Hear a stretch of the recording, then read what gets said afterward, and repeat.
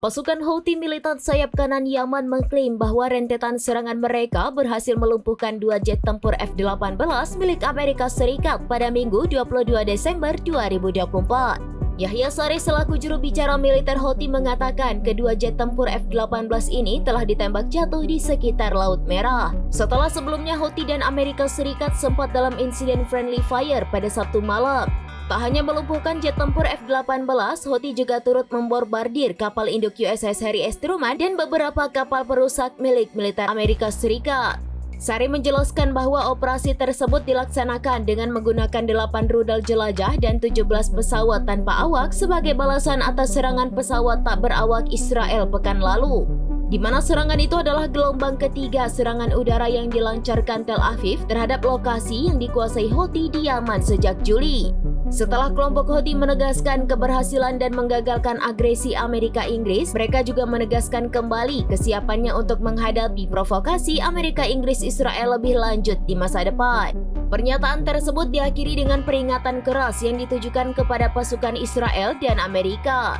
Sementara itu, militer Amerika Serikat membenarkan bahwa sebuah serangan telah mengenai kapal induk Amerika Serikat hingga membuat pesawat jatuh. Namun dalam keterangan resminya, CENTCOM menegaskan bahwa jatuhnya jet tempur FA-18 bukan karena serangan Houthi, melainkan kapal penjelajah berpeluru kendali USS Gettysburg yang keliru menembaki jet tempur FA-18 yang diterbangkan dari USS Harry S. Truman. Lebih lanjut, kendati serangan yang menargetkan pesawat tempur Amerika Serikat membuat jet FA-18 jatuh di Laut Merah.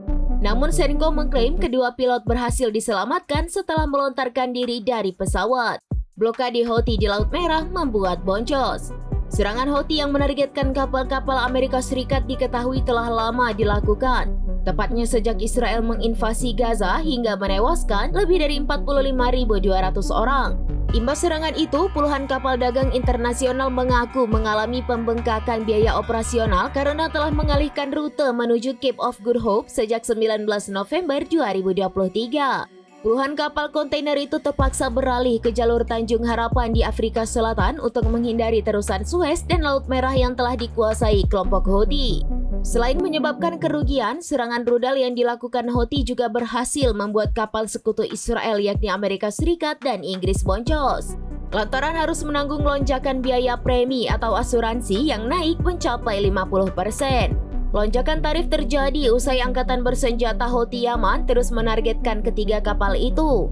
Alasan ini yang membuat perusahaan asuransi menjatuhkan tarif premi lebih mahal mencapai ratusan ribu dolar Amerika Serikat untuk kapal-kapal yang memiliki hubungan dengan Amerika Serikat, Inggris, dan Israel.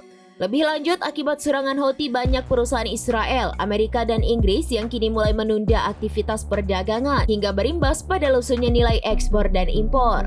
Belum diketahui secara pasti kapan ketegangan ini mereda.